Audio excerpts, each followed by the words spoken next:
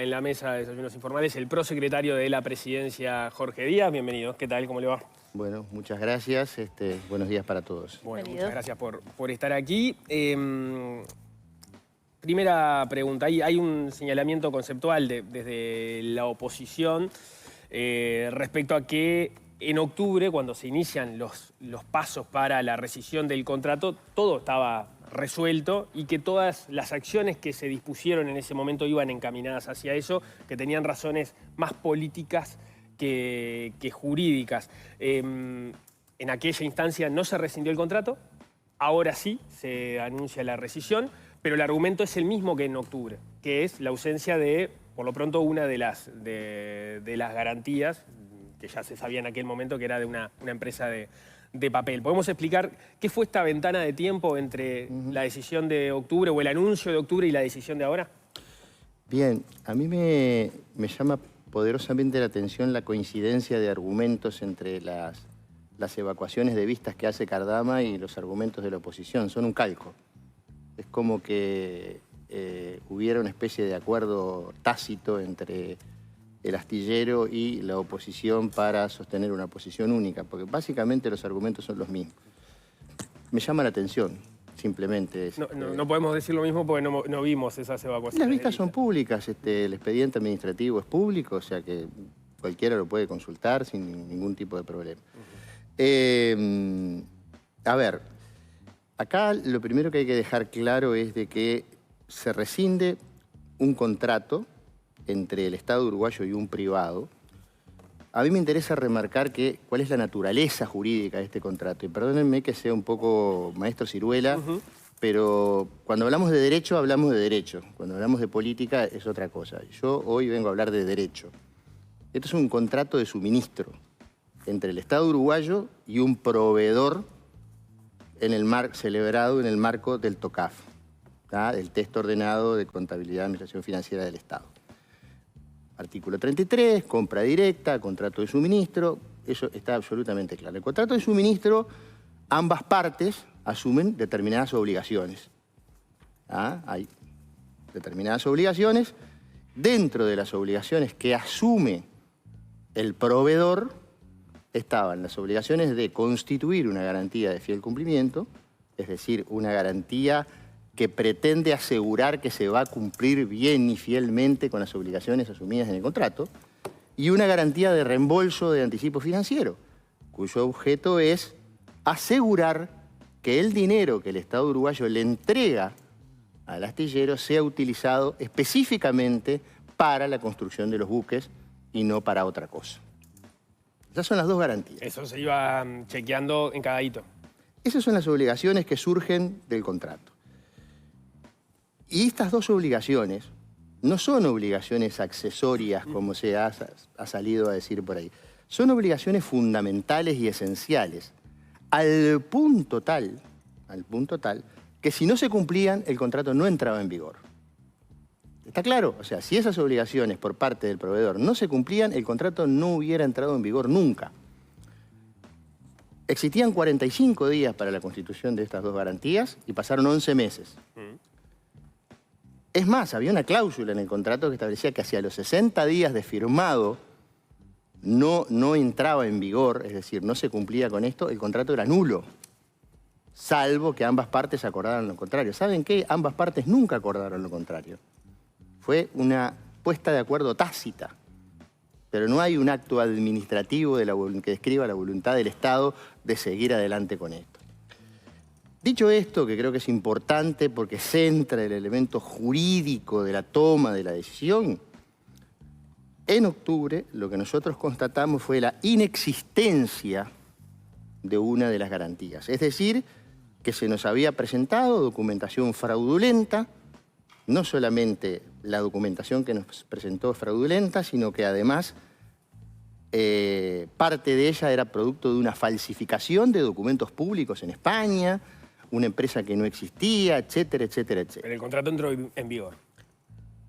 Bueno, yo te podría decir hasta que el contrato, en realidad hay un vicio del consentimiento, pero bueno, pero no quiero entrar en esa discusión. El contrato se puso en funcionamiento, por así decirlo. pese a que no se había cumplido con una de las obligaciones. Realmente no se había cumplido. El Estado uruguayo fue engañado. Y a mí es lo que me llama poderosamente la atención que quienes fueron engañados reivindiquen con tanta fuerza a quien los engañó. Porque de alguna manera la presentación de eso, sea que esa falsificación la haya hecho el astillero o la haya hecho otra persona, hay un engaño. Y el astillero participa de ese engaño. Voluntario o involuntariamente. Bueno, pero... Pero ahora vamos a ir a... Siga si quiere con el relato. Ahora vamos a ir a eso. Nosotros notificamos al astillero, por acto administrativo del 22 de octubre, que específicamente esa situación. No recibimos ninguna comunicación por parte del astillero. Si yo soy un buen hombre de negocios, celebro un contrato, presento una garantía y efectivamente, como dice él, lo engañaron, lo primero que hago es venir corriendo contra la contraparte y decirles, miren señores, discúlpenme, pasó esto, bueno, busquemos la forma. No, nunca pasó eso. Lo único que escuchamos fue una andanada de críticas y los juicios que se van a comer y etcétera, etcétera. Cardama nunca ofreció, no si presentó, nunca ofreció otra garantía. En el expediente no hay absolutamente nada y no hay ninguna comunicación oficial que diga tal cosa. ¿Y en las reuniones que se mantuvieron para eso? ¿Para negociar? No hubo reuniones para negociar. Se ha hablado de una reunión con el ex secretario de la Presidencia, Gonzalo Fernández, en representación de Cardama. Ahí hay un error. Ahí hay un error. Yo no voy a referirme a las reuniones con Gonzalo Fernández porque ahí hay una cuestión confidencial, pero lo que sí quiero aclarar es que Gonzalo Fernández expresamente nos dijo, yo no soy abogado de Cardama, yo no represento a Cardama, vengo a ofrecer mis buenos oficios.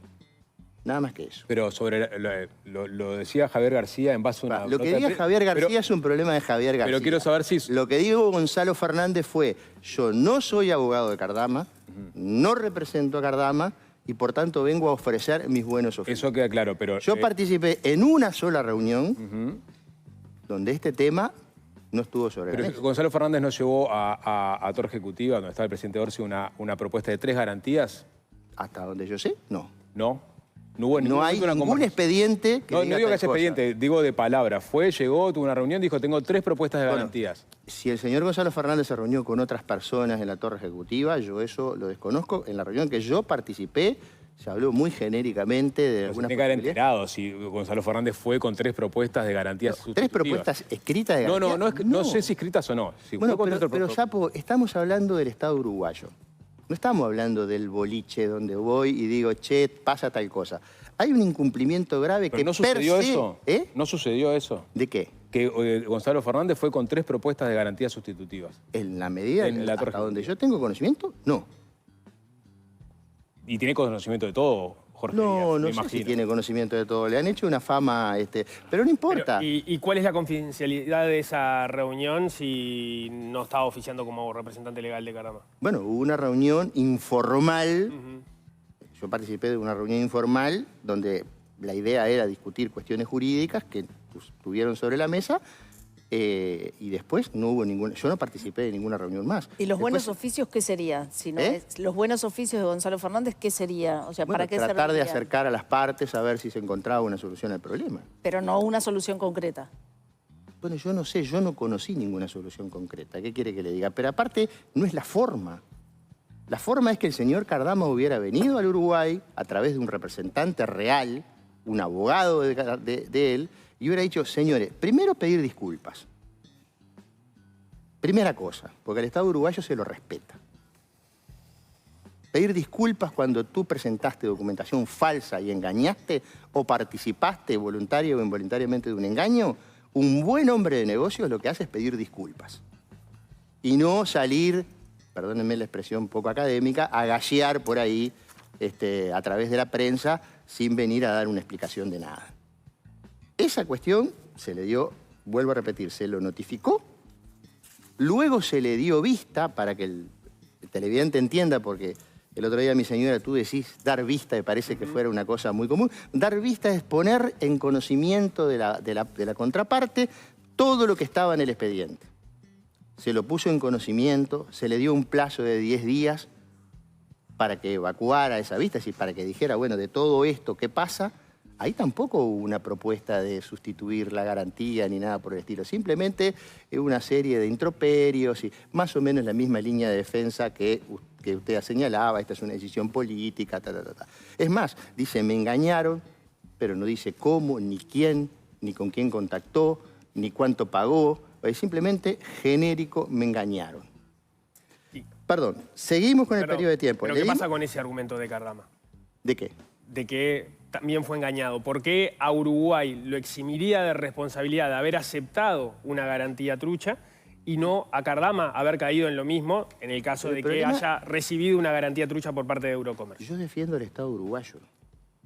Y el Estado uruguayo fue engañado, punto. Hay un incumplimiento grave por la sencilla razón de que no se presentó una garantía. No se constituyó la garantía, se presentó una garantía trucha. Ahí está el incumplimiento. Y nunca hubo una explicación ni una propuesta formal de nada. Simplemente se politiza el debate, ustedes actúan políticamente, arrastraron al presidente. Ustedes recuerdan todo lo que fue. De jurídico, nada. Pero lo jurídico, por ejemplo, Pedro Bordaberry... Volvamos para cerrar Pedro Bordaberry dice que invocar el error propio como causal de rescisión vulnera el principio de buena fe contractual. ¿Cómo, perdón? Que invocar el error propio, es decir, no saber que era trucha la garantía, como causal de rescisión vulnera el principio de buena fe contractual, y decía que resulta jurídicamente discutible rescindir un contrato alegando la invalidez de una garantía ya aceptada, que es lo que hizo el Bueno, está bien, esa es una teoría de los actos propios, que nosotros tenemos argumentos para sostener de que eso efectivamente no es así. Sobrados argumentos para entender que no es así. ¿Pero puede ser un nudo jurídicamente este tema? Yo creo que no, porque el contrato hoy está rescindido. Eventualmente iremos, si el astillero entiende, recurrirá el acto administrativo que rescindió el contrato. Hay argumentos sólidos para sostener la postura de Uruguay, en el entendido que efectivamente fue engañado. Es decir, una cosa es cuando tú, o sea, no puedes ser culpable de haber sido engañado. Cuando tomaste las medidas para no serlo y para actuar de buena fe. Yo creo que actuar de mala fe es presentar una garantía trucha, para decirlo claro. Ahora, ¿pero el Estado uruguayo tomó las medidas para no ser engañado? Porque eso ha sido parte de la discusión. Bueno, hay un expediente, no hay un expediente administrativo, pero hay toda una serie de correos electrónicos donde el Estado uruguayo contrata el estudio del Piazzo, donde hay toda una serie de asesoramientos que van y vienen, y finalmente el gobierno anterior acepta ambas garantías. Pero déjame, porque nos fuimos del tema original. ¿Qué pasó de allá a acá? Primero, lo notificamos del acto. Respuesta, 0. Le dimos vista de las actuaciones, es decir, les mostramos todo lo que habíamos actuado, los informes jurídicos que había, etcétera, etcétera. Respuesta, 0. Nosotros pedimos, porque entre otras cosas, eso que se está construyendo, que tiene serios vicios deconstructivos, y luego podemos entrar en ese tema, bueno, queríamos saber cuál era el estado de situación, porque nosotros dicen, LOI lo certificó. LOI no certifica el proceso constructivo, LOI certifica hitos, que son cosas diferentes. Una cosa es certificar un hito y otra cosa es certificar todo el proceso constructivo. Hasta ahora, lo que LOI certificó, y tenemos alguna discrepancia con alguna de las certificaciones de LOI, son hitos. Entonces, bueno, contratamos a una calificadora como Berberita, díganos cuál es el estado de situación. Y el informe fue lapidario. El atraso, en primer lugar, un atraso de 5 meses en el proceso constructivo solamente de los fierros, por así decirlo, sin contar los 12 meses de los motores, etcétera, serias dificultades constructivas, no hay planos aprobados, la cuaderna maestra, bueno, en fin, podemos después entrar en la parte constructiva, pero realmente. Y además, como la primera garantía no la podíamos cobrar porque era trucha, bueno, fuimos sobre la segunda garantía, que era la garantía de reembolso, que era la que nos permitía, perdón, disculpen, pero, que era lo que nos permite que nos devuelvan, no todo, porque la garantía es por 9 millones, pero parte del dinero que se entregó. Y ahí con lo que se encontramos fue totalmente sorprendente, porque primero hay una reticencia de parte de la aseguradora en responder. Después se nos dice que sí hay una garantía de reembolso, pero que no es esa que tiene el Estado uruguayo. Es decir, el 30 de octubre, cuando Cardama agrega, las dos garantías agrega una trucha y otra falsa, que no es. Porque lo que Cardama agrega es un documento que dice términos y condiciones que no es la póliza. Es decir, Uruguay hoy no tiene la póliza. Pero la póliza existe, por lo que explicaba Bueno, en la conferencia. lo que nos están diciendo ahora que existe, lo que no entendemos es por qué se agrega un documento fechado 30 de octubre que no es la póliza y no se agrega la póliza que estaba fechada 23 de octubre. ¿Cuál es la razón por la cual tu contraparte te agrega un documento que no es?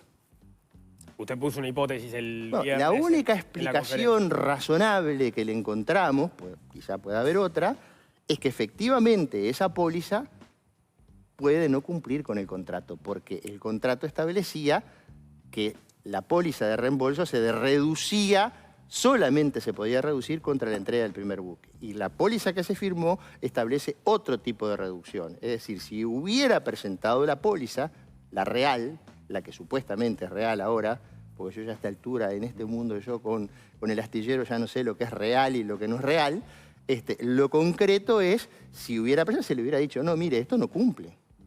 No cumple, es un hecho que la póliza que la realidad presentó Cardama no es- cumple con los requisitos del contrato. Mire, el informe, primero que no la presentó todavía, ¿eh? Bueno, Ojo. que...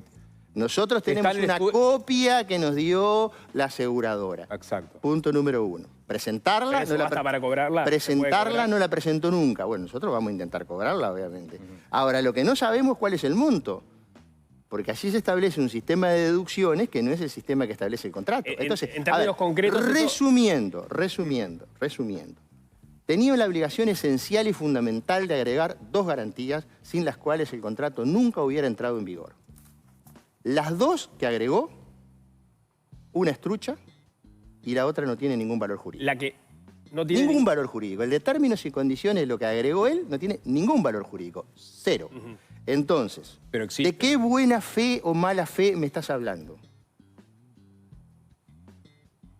En realidad, la mala fe, yo la sitúo del otro lado. Pero como todo tiene matices, Jorge Díaz... No, esto no tiene matices. Agregaste un documento que no es. Es una parte de un documento que existe en la No Casa es una Central, parte, es digamos. un documento diferente. Es un documento diferente que no tendría que estar adosado a toda la documentación de la póliza. No agregaste el documento que tenías que agregar, tenías que agregaste otro diferente. Pero existe la póliza, y la póliza lo que dice el gobierno es que no se condice con lo que el contrato estipulaba que tenía que tener establece un sistema de deducciones diferente a lo que establece el contrato. Pero no solo eso. Pero, perdón, porque eso es complejo. clave, Eso es complejo. Va a llegar a su casa y su esposa le va a decir lo mismo. No se entiende qué es eso. Bueno, si el sistema de deducciones que establece el contrato es que solamente se puede reducir de 9 a 4 millones contra la entrega del primer buque, y si tú estableces que hay un sistema de deducciones que es al primer hito tanto, al segundo hito tanto, son diferentes. Lo que quiero decir es que si Uruguay quisiera cobrar hoy la póliza, que no la tiene, pero que supuestamente existe, cobraría menos de esa garantía de lo que hubiese cobrado si la póliza se ajustara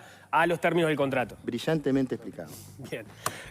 Bien. Eso es perjudicial para el Estado uruguayo. Sin duda, pero aparte... Y eso es pero volviendo- causal para rescindir un contrato solamente por este No, caso. la causal es que no tenías que constituir y agregar. Bueno, pero más grave lo otro, me parece, pues si la póliza Las dos existe, cosas, pero las dos cosas no son, se condice con el las contrato... dos cosas son graves, jurídicamente graves y suficientes ambas como para rescindir el contrato. Y esas son las razones jurídicas por las cuales se rescinde el contrato. Luego se dictó un segundo acto administrativo, el día viernes, donde se enumeran todos los incumplimientos constructivos, todos, que son unos cuantos, yo los tengo por acá, son alrededor de 150 puntos. sobre Igual esa incumplimientos es como otra parte, una Está bien, consulta antes.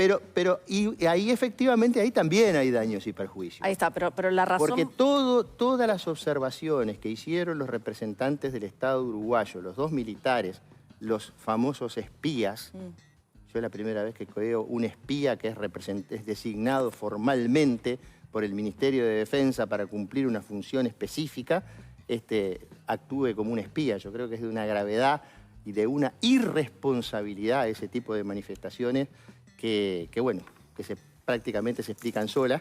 Todo lo que nuestros marinos habían dicho, prácticamente en un 99.9% lo confirmó Veritas. Ahí está. Ahora vamos a esta segunda parte. Pues en la primera, en la parte jurídica y en la parte de las garantías que ustedes toman como el motivo principal o el motivo para rescindir el contrato, hoy la diaria da una información y dice que el gobierno se apoya en informes jurídicos que dicen que está legalmente facultado para rescindir el contrato. Sí. ¿Esos informes jurídicos son lo suficientemente firmes como para que el Estado uruguayo esté libre o suficientemente blindado de juicios en contra, que es lo que plantea la oposición? Nosotros, a ver, primero, estamos blindados, es una palabra muy fuerte para decir jurídicamente, tenemos asesoramientos jurídicos fuertes y consistentes de catedráticos de Derecho Administrativo, de profesores extranjeros y de profesores de otras materias, de Derecho Civil, que nos dicen clara y contundentemente que tenemos todo el fundamento como para rescindir el contrato. Esto no es... O sea, hay un informe además de los asesores del Ministerio de Defensa que es absolutamente contundente, que yo recomiendo que lo lean también. Lo que pasa es que acá todo el mundo habla, pero nadie lee. El expediente administrativo es público, así que ahora se va a poder leer. Son contundentes, es decir, acá no es que un día alguien se despertó con ganas de rescindir un contrato, no, específicamente hay argumentos sólidos y contundentes. Es más, la mora era automática, es decir, ni siquiera había que haber intimado. Hay, yo creo que una fuerte carga argumentativa desde el punto de vista jurídico, pero además te dicen, el juicio internacional. Por ejemplo, cuando recién empezó, yo leí un tuit del diputado Sotelo donde citaba el Tratado de Inversiones Uruguay-España. Error. El astillero no es un inversor. Eso desde el punto de vista jurídico, y voy a tratar de ser lo más elegante posible, es un error conceptual grave sostener que puede haber un juicio en el CIADI en el marco del Tratado de Inversiones. Error conceptual grave que fue repetido a la N. Ahora dice, se van a comer un juicio internacional. La jurisdicción es nacional, no es internacional. Pero que el juicio lo vamos a hacer nosotros. Pero también Uruguay podría recibir. Uruguay también puede, pero estamos... O sea, pero eso es lo importante. A ver, volviendo a la garantía de fiel cumplimiento, de la cual ya hemos debatido largamente, y es la que... ¿Tú tenés alguna duda de que esa garantía es trucha? No, yo no tengo todavía elementos como para tomar. ¿No tenés elementos cuando tenés un certificado notarial de un escribano español que dice que es falso? Bueno, está, pongámosle. No, y el que propio sí, Cardama presentó una denuncia. No, el propio Cardama lo admite, pero no sea más realista que el rey. No es el punto. Lo que quiero ir es, a la gente lo que le interesa en el fondo es que el Estado uruguayo no pierda dinero en un juicio, ¿no? Y acá tenemos al Estado uruguayo asesorándose con gente versada en la materia que les dicen que una garantía no es accesoria a un contrato, sino que es parte esencial del contrato. Una garantía puede ser accesoria a un contrato, pero en este pero contrato... no al contrato de suministro celebrado en el marco del TOCAF y donde específicamente se establece que la garantía de fiel cumplimiento es un requisito esencial. De lo cual, pero además, como el contrato de suministro no tiene una regulación específica, hay que ir a las cláusulas del contrato. Y el contrato establece expresamente que sin esas garantías, sin la constitución y presentación de esas garantías, el contrato no entra en vigor. ¿Qué más esencial que eso? Termino, porque tenemos el argumento del gobierno, pero tenemos, por fuera de los argumentos políticos y de la discusión política, argumentos jurídicos, que es el que presentaba Pedro Bordaberry, y Javier García, y un paso más adelante, decía que solamente con el tema de la garantía no podía ni entrar al juzgado. Perdés de entrada con este tema. Bueno, pero eso yo creo que es la politización o el intento. Yo creo que esos sí son argumentos políticos.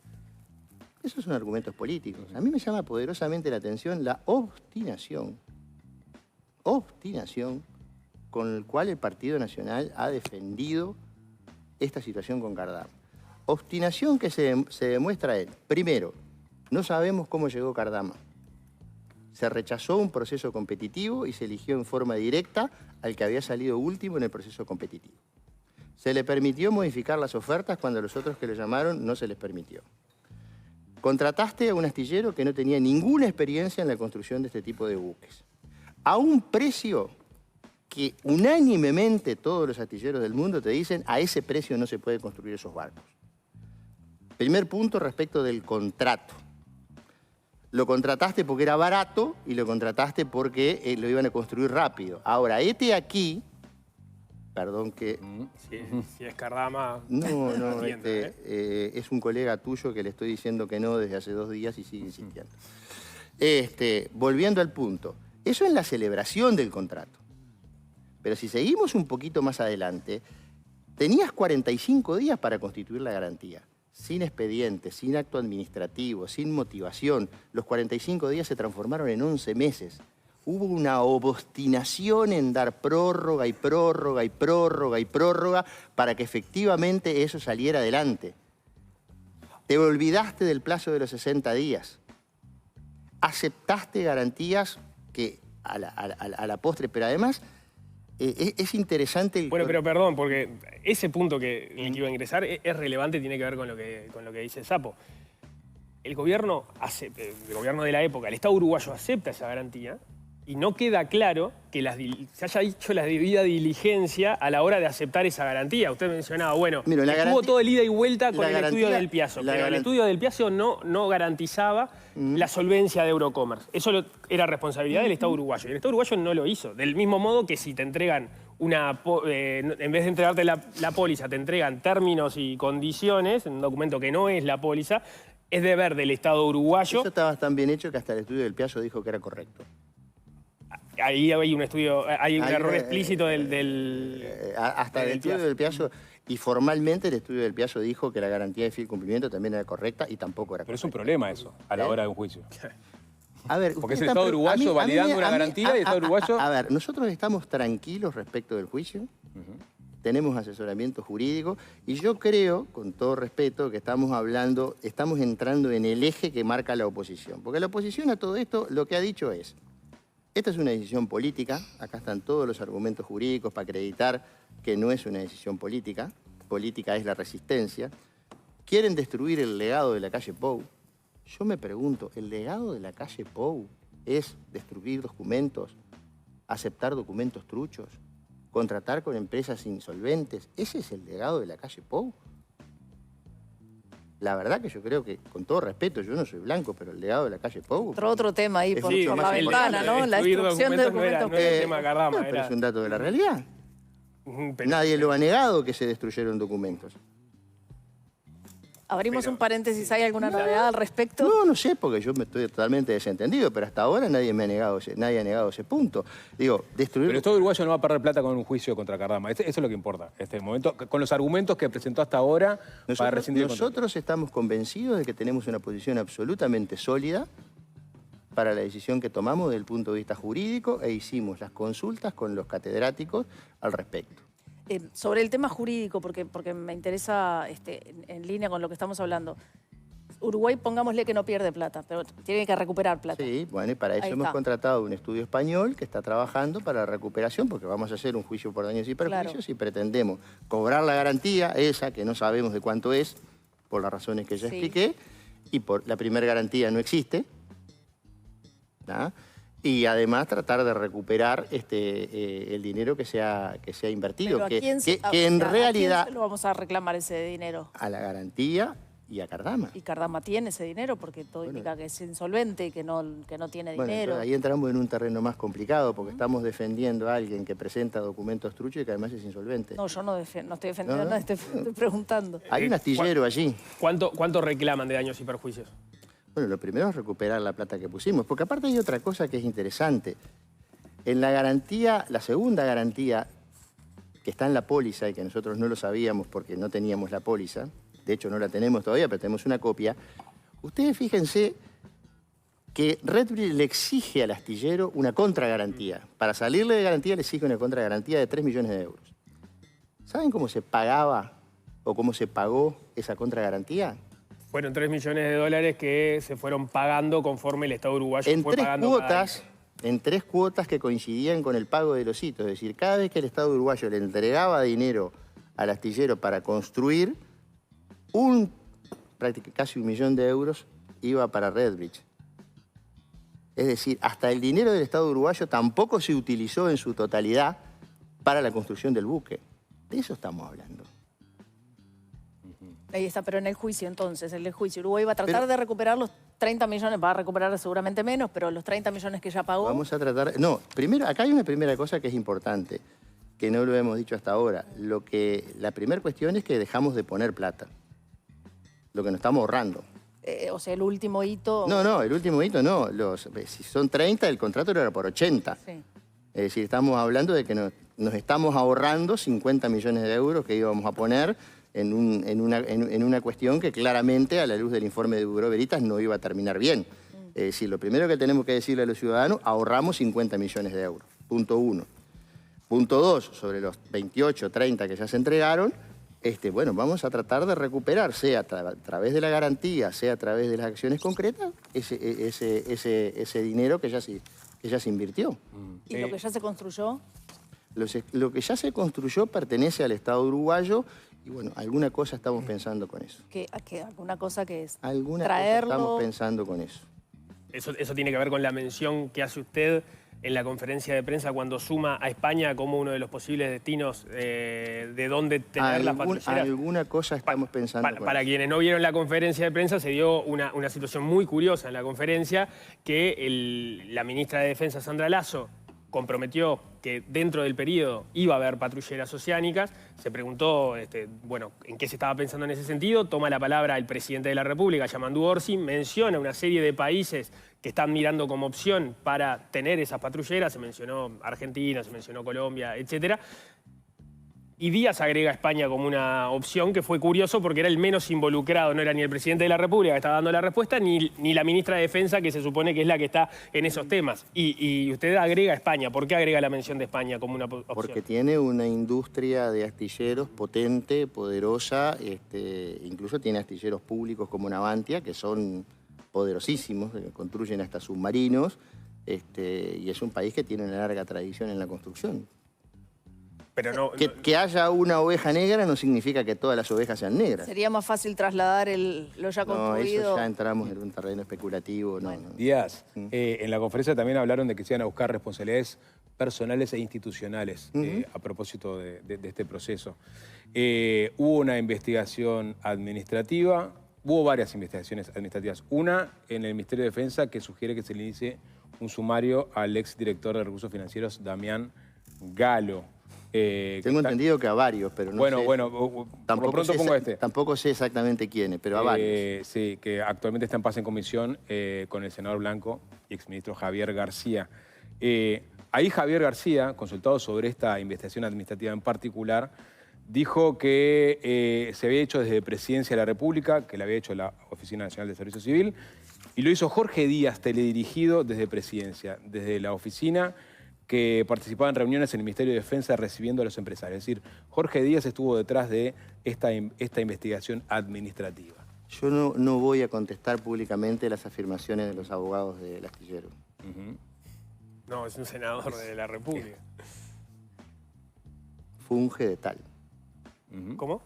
Está fungiendo de abogado defensor del astillero. Acá está diciendo que hay una persecución en parte de esta esquema para pegarle al gobierno de Calle Pou, para aclarar que el punto, se está buscando la investigación, responsabilidades políticas de ex funcionarios de ese gobierno. La investigación administrativa se hizo en la Oficina Nacional de Servicio Civil, que es un inciso dentro de Presidencia totalmente independiente. Yo no tengo ni idea de lo que dice la investigación administrativa.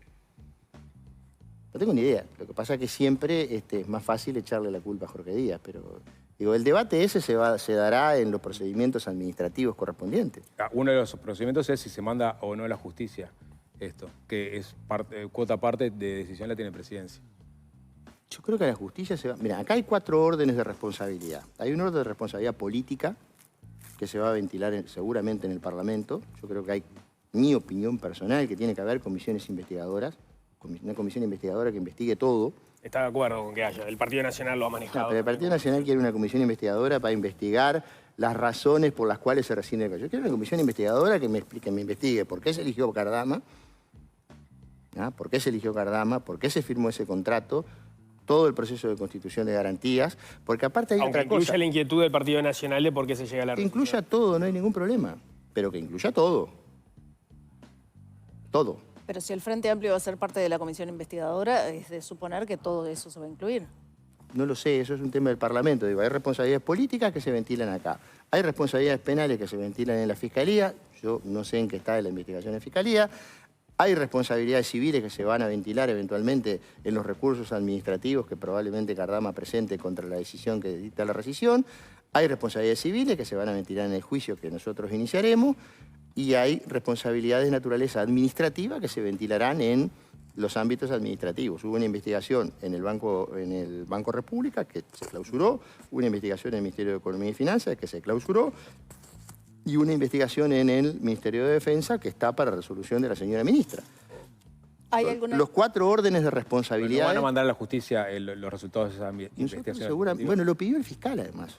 Si la memoria no me falla, creo que en algún momento allá por diciembre el fiscal lo pidió, o sea que oportunamente, imagino yo, que se va a agregar. En esto de que las cosas le queden claras a la gente, el ex senador, el líder de Cabildo Abierto, Manini Ríos, hizo un posteo en su cuenta de Twitter en el que decía: sea de quien sea la responsabilidad, que vayan presos.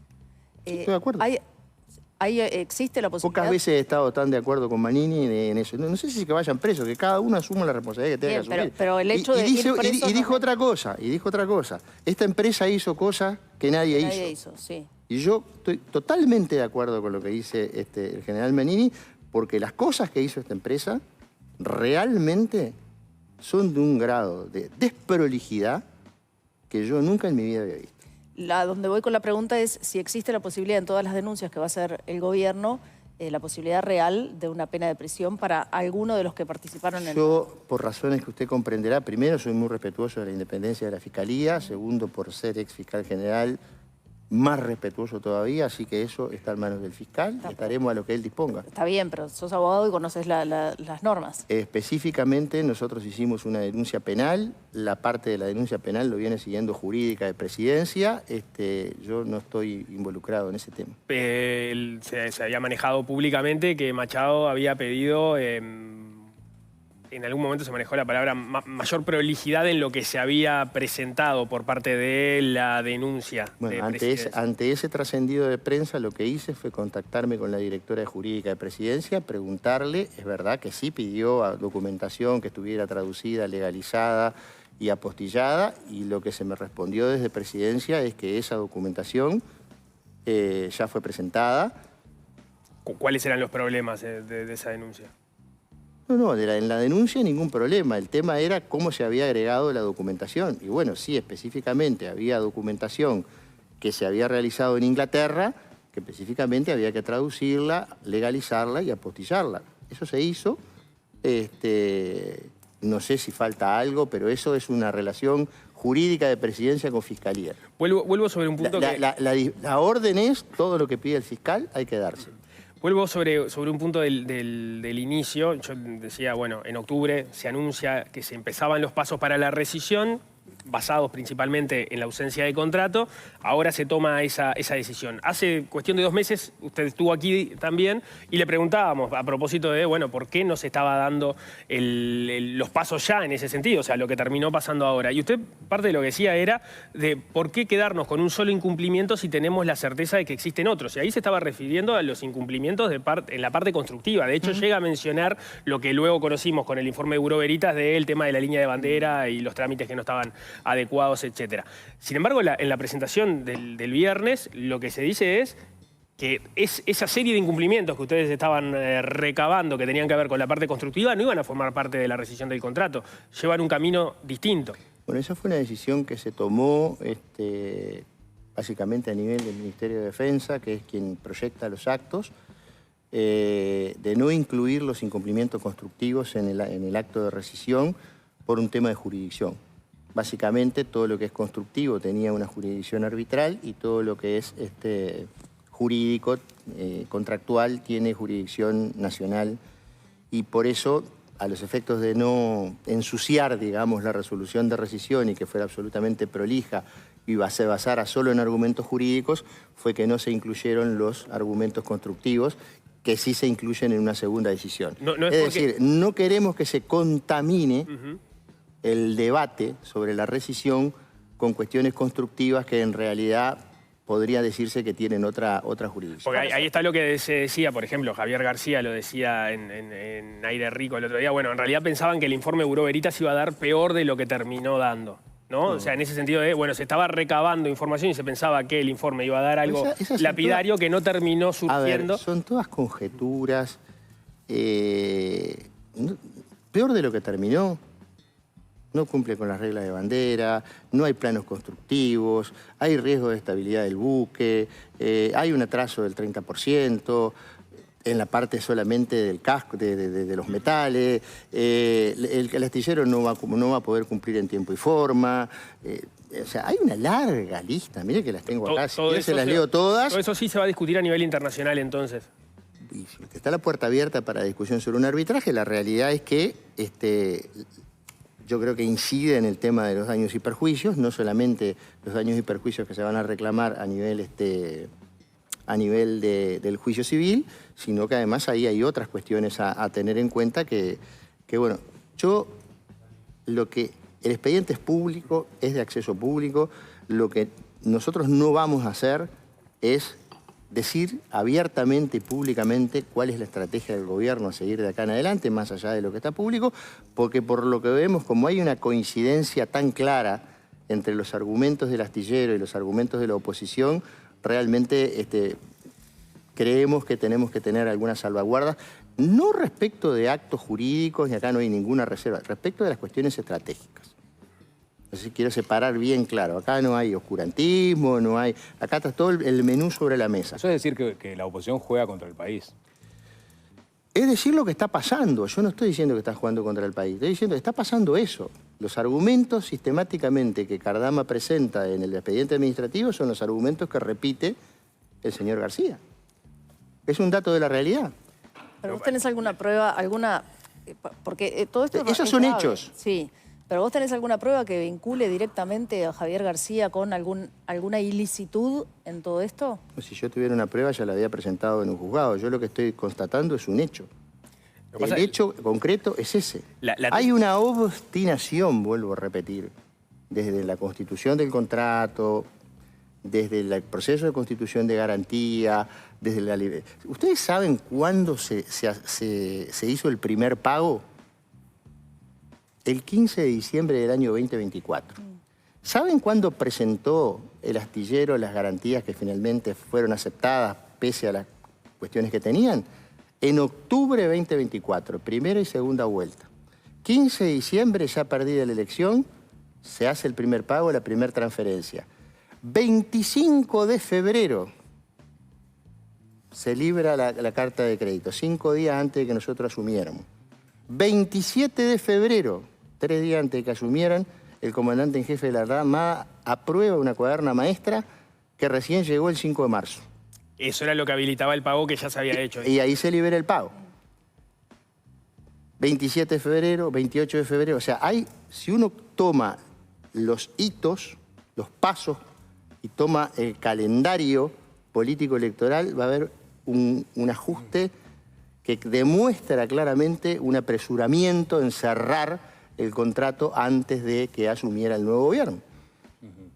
De todas formas, para recoger lo que son usted fechas, dice, a ver, estoy hablando de fechas. La tesis de la oposición, más allá de lo que usted señala de la coincidencia de los argumentos que está empleando también Cardama, es que con la conferencia de octubre, el gobierno, al explicitar que iba a empezar las acciones para ir por la rescisión del contrato, se abrió un flanco que eventualmente le puede terminar costando caro al Estado uruguayo. Usted habla por el prejuzgamiento, por un presunto prejuzgamiento. Exacto. Hemos estudiado y tenemos consultas respecto de ese punto, de que efectivamente no hay prejuzgamiento cuando los incumplimientos son objetivos, claros y contundentes, que no surgen de una valoración subjetiva, sino objetiva.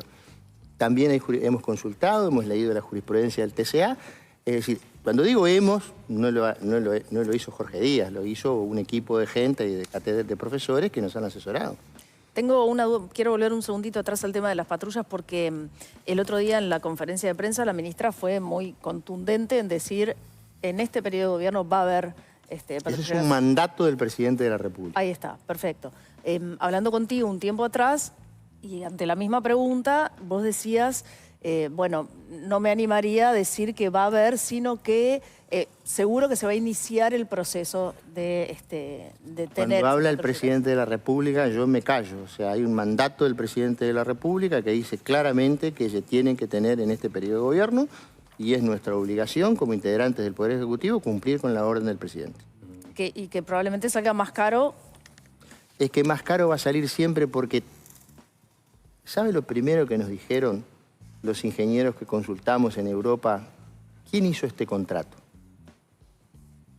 La pregunta dice, bueno, fue el Estado de Uruguay. Con el asesoramiento del Piazza. Porque con esta plata no se construyen estos barcos. Y si ustedes recuerdan, el propio Cardama, en unas declaraciones que hizo en el diario El País, él dice, sí, yo sé que en el mercado valen 60, es decir, que se iban a 120 millones de euros, pero yo las puedo construir por 40 y en realidad consulté por internet. ¿Ustedes recuerdan esas declaraciones del diario El País? Yo las releí hace poco. Les recomiendo que las lean porque van a ver el grado de profundidad y seriedad empresarial que tiene el astillero, de cómo llegó a formalizar esa oferta que finalmente se fue aceptada. Una cortita de mi parte, hablando de la seriedad del astillero.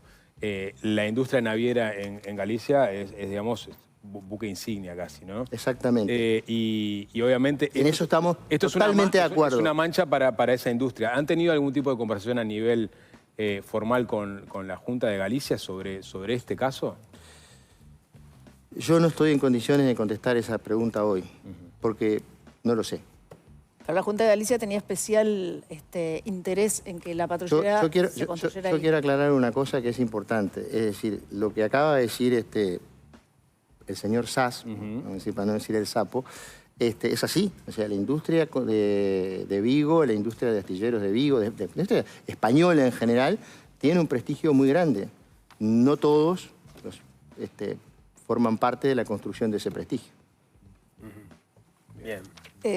Una pequeña, Dale. total, el tema es lo suficiente. Me va a preguntar por la destrucción de los documentos, ya sé, la conozco. Pero eso lo voy a- por eso lo lo voy visto a se hacer sale de después. la vaina, Díaz, para hablar del Eso tema. lo voy a hacer después. Nah. Antes de la destrucción de los documentos, quiero preguntarte si está decidido ya, porque ya sé que no querés decir la estrategia y nada, pero si está decidido ya que las patrulleras se van a comprar hechas o se van a mandar a hacer por una cuestión de tiempos. Y la decisión del presidente que vos decías recién. Mira, ahí es un tema en el cual no es mi experticia, no me voy a meter. No, Pero lo no, sabés. pero no lo sé. Eso es un tema del Ministerio de Defensa, como tú comprenderás. Yo no soy ministro de Defensa, gracias a Dios. Así que mi rol es asesorar al presidente de la República y cumplir las funciones que el presidente de la República me encomienda. La otra cuestión la manejará Defensa y ahí se verá. Lo que sí tengo claro, porque además no solo lo dijo en la conferencia de prensa, sino que nos lo ha dicho en reiteradas oportunidades, es que en este periodo de gobierno tiene que haber OPB. Bien, lo mencionó 2 veces en la entrevista sin que nosotros sacáramos el tema de la destrucción de documentos en Torre Ejecutiva. Es un caso que casualmente también está en Fiscalía de Alejandro Machado, donde está presentada también esta denuncia.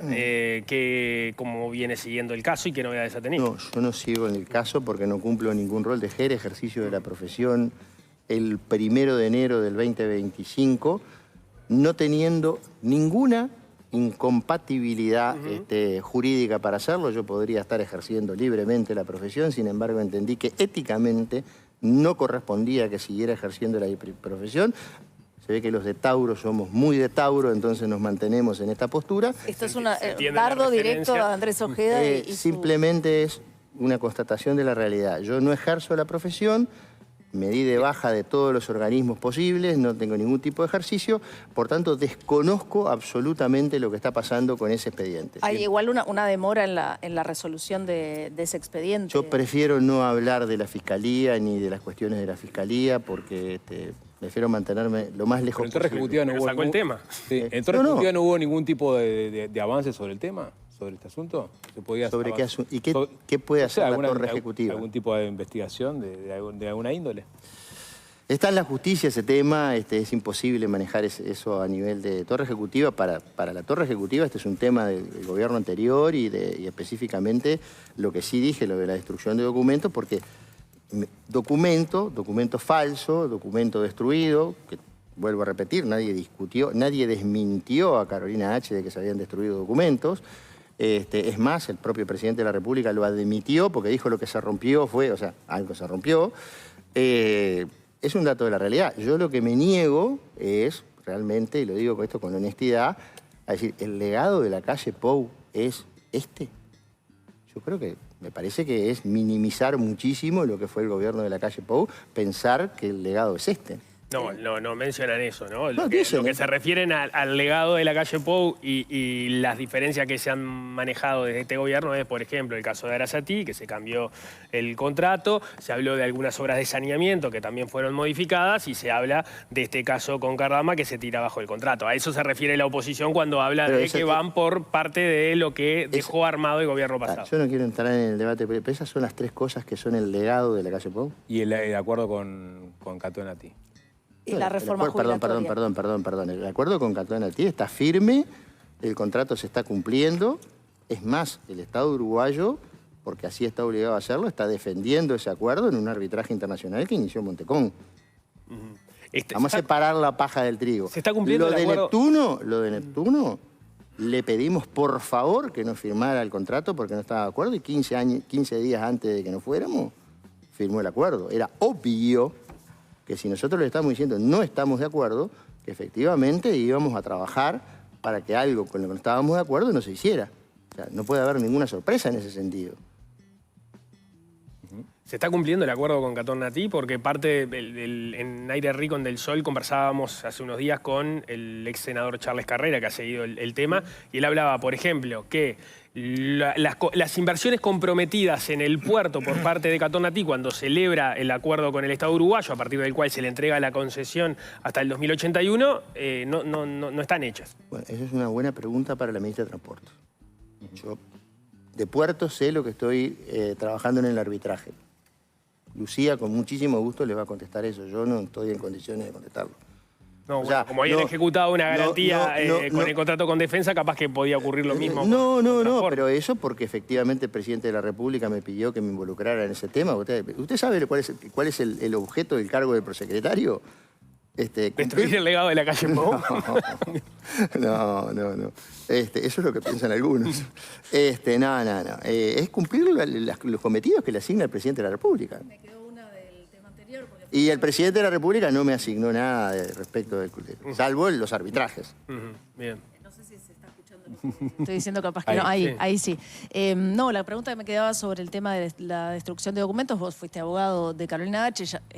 Se entiende perfectamente los distintos roles, pero me imagino que como abogado de Carolina H. ¿te interesa saber si lo que pasó en esa reunión en Torre Ejecutiva es efectivamente lo que trascendió públicamente, que todavía lo tiene el fiscal Machado? ¿Está siguiendo con atención ese tema? Más allá de que digas, no quiero hablar de fiscalía. No, lo que está pasando en fiscalía, no, yo confío en lo que haga la fiscalía, no me meto en ese tema. Pero me imagino que te interesa saber qué fue lo que pasó. O la conclusión del fiscal, por lo menos. Ah, la conclusión del fiscal, porque lo que pasó yo lo sé. Lo dije acá mismo, en este mismo programa. Y si hay algo que resisto es el archivo. Lo dice, no lo digo yo, lo dice Darwin de Bocati, así que resisto el archivo. Yo sé lo que pasó. Ahora, ¿qué o cómo va a terminar y qué va a decir el fiscal? Eso es un tema en el cual yo, francamente, desde el momento en que me desvinculo profesionalmente del tema, no es un tema que me ocupe. Pero eso sí puede terminar con consecuencias penales. Bueno, la destrucción de un documento público, de un documento privado, de un certificado, pongámosle la naturaleza que quieran, es un delito. Bien. Jorge Díaz, muchas gracias por estos minutos. Hacemos un corte, ya volvemos, hay más desayunos por delante.